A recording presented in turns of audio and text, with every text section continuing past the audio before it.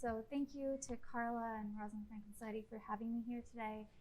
I was really excited to be here, but I think after today I'm feeling more humbled to be sharing a stage with people I've been fangirling over for so long.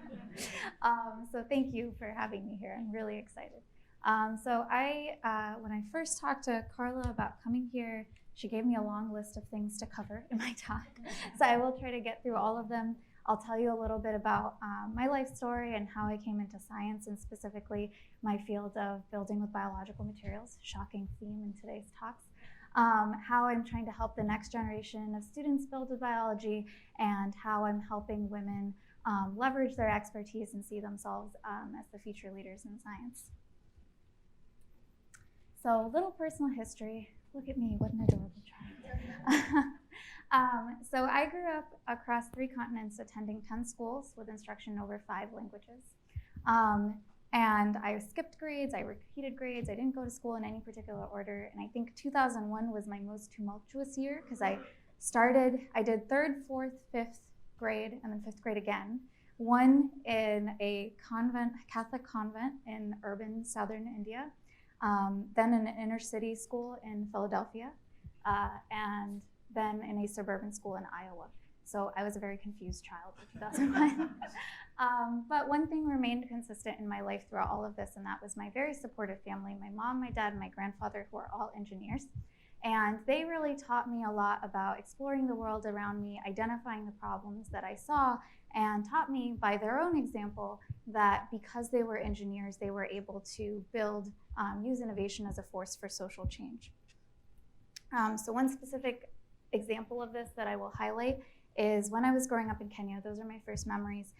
We lived in Nairobi, which is a big city during the day, but during the weekends we would travel to rural villages where my parents would help build communication towers that connected the villages to the rest of the world. And I was kind of useless in this scenario. I was just like playing with people and watching them. But I learned 2 very important things from this experience. And one was that I saw that because they were engineers is the reason that they were able to have a lasting positive impact on a community. And the second thing I saw is that if you teach people how to build something and how to fix it, you don't have to be there for very long because then they can take over and that innovation can spread. So those were really important lessons for me, and through a long series of honestly very lucky breaks, I ended up as an undergraduate at Cornell University. And at Cornell, I was on a dependent visa on my dad's H-1B, so I wasn't eligible for any internships, any jobs, any financial aid. And I was like, what am I gonna put on my resume? I've got nothing at all. So I'm like struggling and moving around and just trying to find anybody that would take me to do a useful function. And I found that there were these researchers that were looking at whether exercise could reverse the degeneration that skeletal muscle faces when you're a chronic alcoholic. So they needed somebody to get a bunch of rats very drunk and put them on tiny treadmills and do that for several hours every day for an entire summer. So I did that because that was my main choice. And part of it, it was a little bit depressing to spend that much time in a basement, but something that I learned from that experience is this concept of why building with biology is important. So I was a mechanical engineer at Cornell, and everything that I was learning how to build with, like wood or metal or composites, were things that weren't really sensing and responding to their surroundings. But here I was watching these rats constantly remodeling their skeletal muscle to adapt to their surroundings. I'm like, that's really cool. We should be building with things like this. So obviously this was not a unique thought or idea I had. People have been thinking about this for a long time, but that was my own personal awakening. So I really got kind of focused on this idea of building with biology, not for reverse engineering, not to make tissues and organs to replace disease or damaged tissue inside the body, but really thinking about whether we can make machines that can accomplish these functions like self-assembly, self-healing, self-replication. We've talked about that a lot today, so I won't discuss it too much. But specifically, my PhD focused on making robots that use skeletal muscle to move and walk around in the same way that we do. So that very highly stylized picture on the right shows a flexible 3D printed polymer skeleton. Around it are stretched 2 like rubber band-like structures, which are skeletal muscle that we engineered in the lab by mixing cells and proteins together and letting them self-assemble into a dense tissue. And we genetically engineered these cells to be responsive to blue light, which meant that just by flashing light on them, we could tell the robot when to walk, where to walk, and completely navigate 2D space. And this is a really cute demonstration just in terms of a video. But I think more importantly, it helped us show in a very succinct 2-component machine, building with biology could and did make a big difference, because these robots, unlike traditional robots, do get stronger when they exercise. And these robots, if you look at the red tissue, it's tissue that I went in and cut with a scissor, and the robot couldn't walk anymore, but then they were able to recruit the muscle stem cells in green to the site of damage and completely regenerate function and start walking again. So these served as really strong examples of how building with biology in a robot made a big difference. And right now I'm working on a postdoc and hoping to build a lab around the idea of using biological materials in implantable devices so we can make fully soft machines that are powered by biochemical batteries and can adapt to individual patient needs.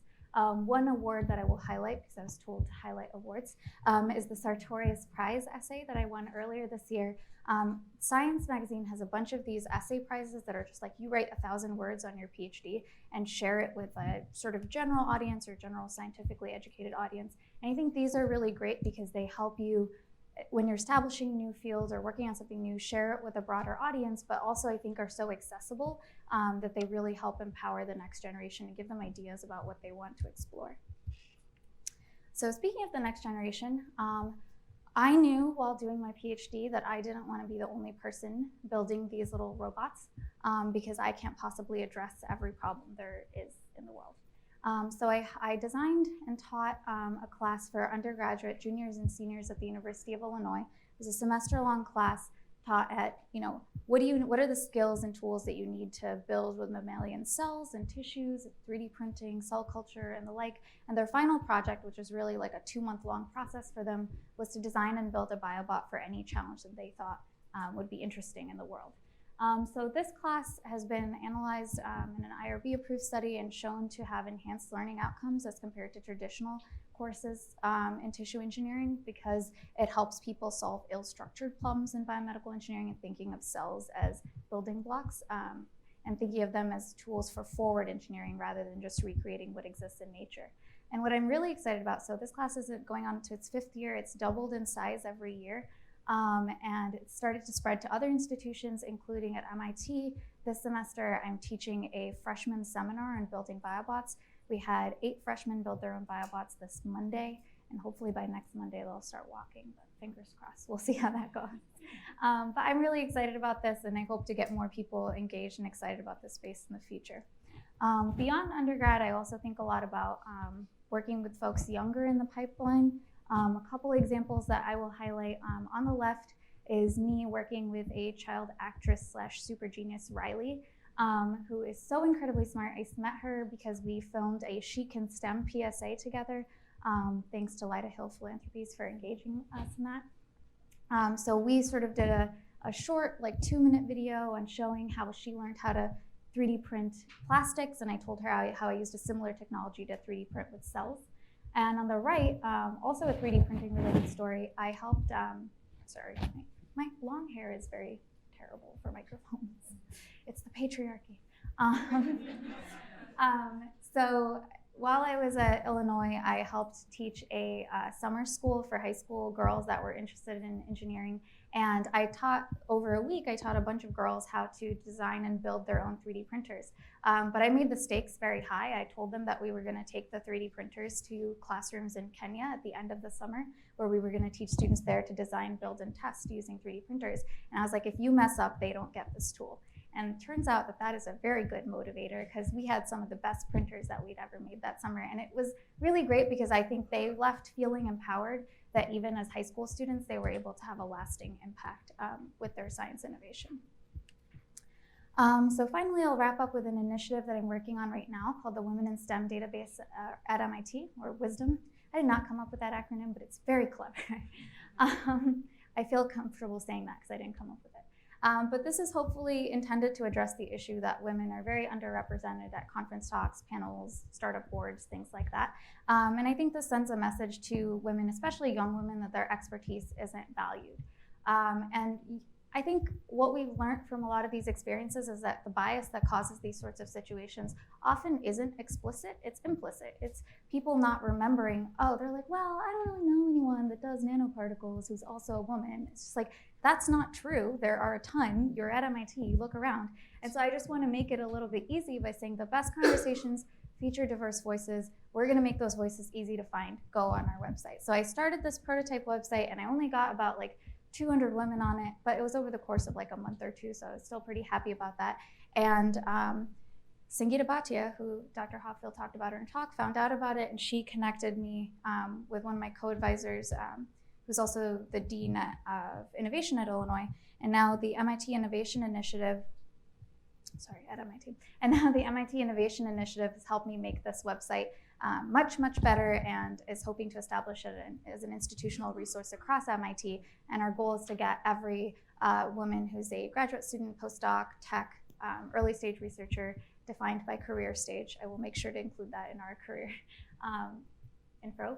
So you can go and you can search people by their level at MIT, their fields of expertise. A bunch of folks are gonna pop up. If you click on one of their profiles, you'll hear what kinds of things they're interested in, whether it's speaking opportunities, consulting opportunities.